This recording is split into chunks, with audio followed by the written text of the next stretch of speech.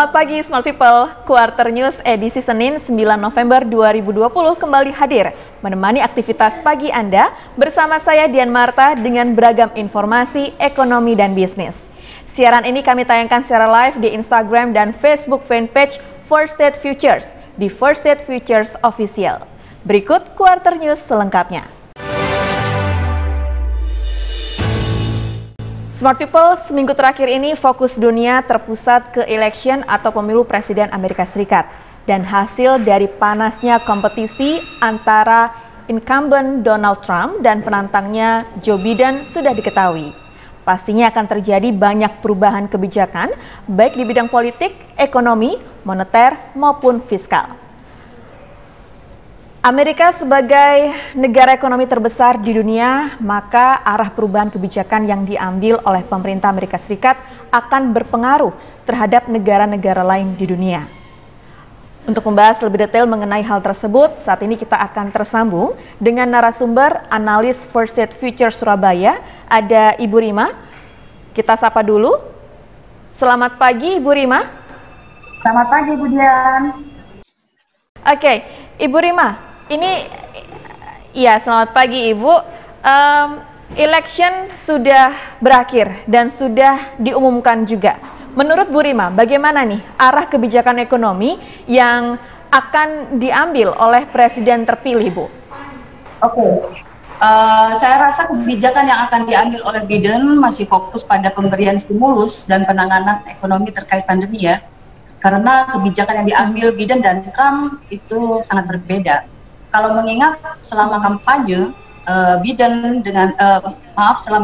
kemungkinan Biden akan menaikkan pajak pendapatan dan korporasi kurang lebih 15%. Nah, dengan penerimaan negara yang lebih besar, Biden berjanji akan memberikan stimulus fiskal yang jauh lebih besar, sekitar 2 triliun dolar Amerika dibandingkan Trump, 350 M US dollar. Dengan jumlah stimulus yang sangat besar diharapkan bisa menggerakkan perekonomian Amerika yang terkontraksi karena COVID-19, sehingga diharapkan recovery ekonomi Amerika lebih cepat. Gitu, Bu. Oke, kemudian bagaimana nih kelanjutan perang dagang antara Amerika dengan Tiongkok? Oke, baik. Presiden Amerika tentunya akan mengutamakan siapapun itu ya, mengutamakan kepentingan negaranya. Saya rasa Biden akan mengakhiri perang dagang buatan dengan Eropa dan akan segera berkonsultasi ya dengan sekutu Amerika sebelum memutuskan masa depan tarif Amerika atas barang-barang Cina dalam upaya untuk pengaruh kolektif terhadap Beijing. Tapi prioritas utama tetap kembali lagi Presiden Amerika akan menghidupkan kembali perekonomian yang sebelumnya itu dan sampai sekarang terkena pandemi. Sehingga perjanjian perdagangan kemungkinan menurut saya akan dinomorduakan lah ya. Artinya pandemi dulu baru akan berpikir masalah kelanjutan perdagangan. Upaya stimulusnya untuk pembangunan infrastruktur. Oke, baik. Berarti kalau dalam hal ini mungkin ini presiden terpilih untuk 2020 ini akan jauh lebih lunak dibandingkan dengan presiden sebelumnya, begitu ya Bu ya? Betul. Baik, Bu Rima, kemudian bagaimana dampak kebijakan ini bagi Indonesia sendiri, Bu? Pasti berdampak. Kembali lagi, siapapun presidennya itu akan menentukan kebijakan Amerika yang berdampak pada ekonomi dunia, termasuk Indonesia. Walaupun Indonesia peringkat 50 sebagai mitra dagang di Indonesia, dan Indonesia merupakan negara pasar terbesar dan tujuan investasi terbesar di ASEAN. Nah, di mana pertama kebijakan itu adalah kebijakan pajak Amerika, kemudian terjadi perpindahan aliran modal Amerika ke negara-negara berkembang. Salah satunya Indonesia, gitu.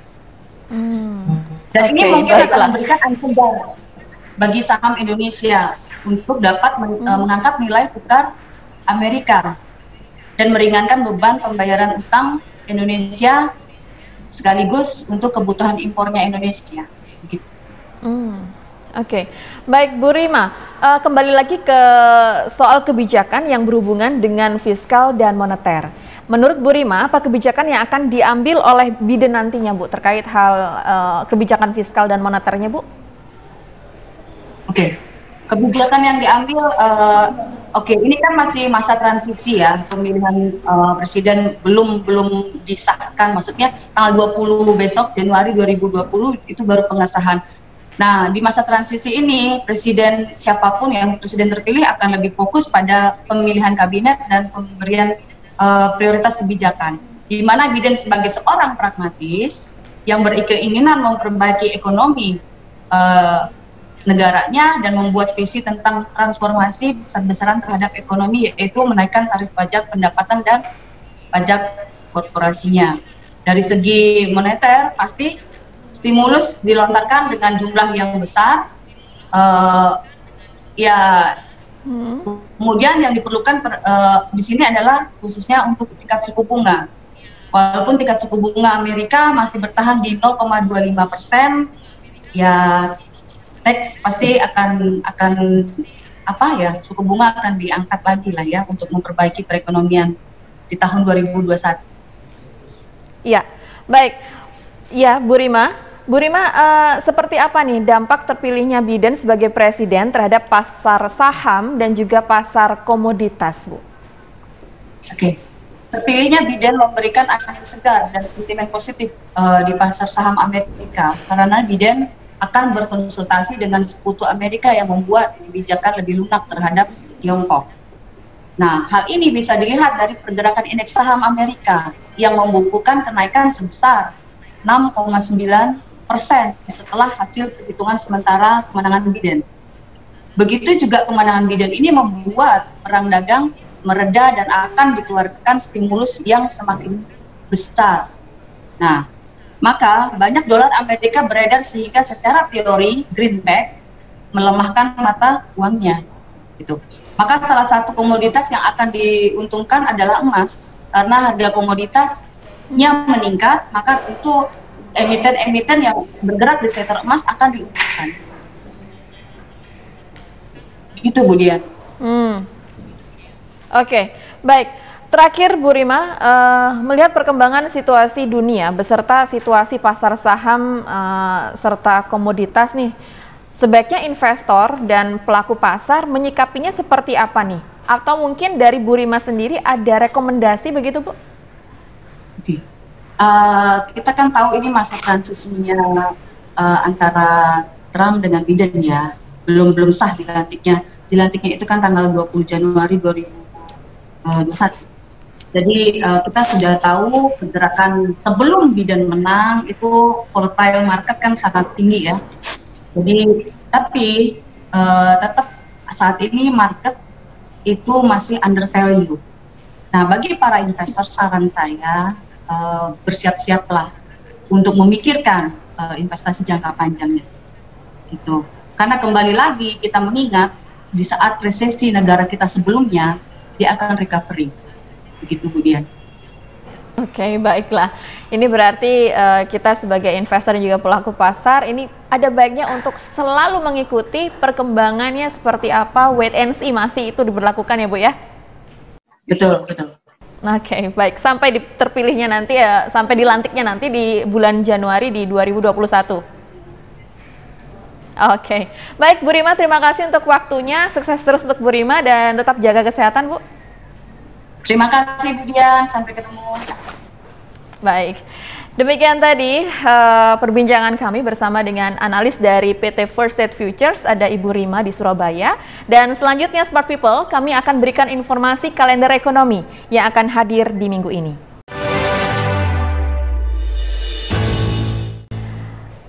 Untuk di hari Selasa 10 November ini ada EIA Short Term Energy Outlook dan juga ada JOLTS Jobs Opening.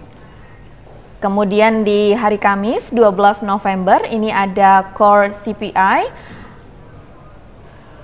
Dan di hari Jumat ini ada PPI ya, ini 13 November ada PPI. Demikian tadi Quarter News untuk hari ini. Jangan lewatkan Quarter News yang akan hadir setiap hari Senin jam 10 pagi hanya di live Instagram dan Facebook fanpage First State Futures Official.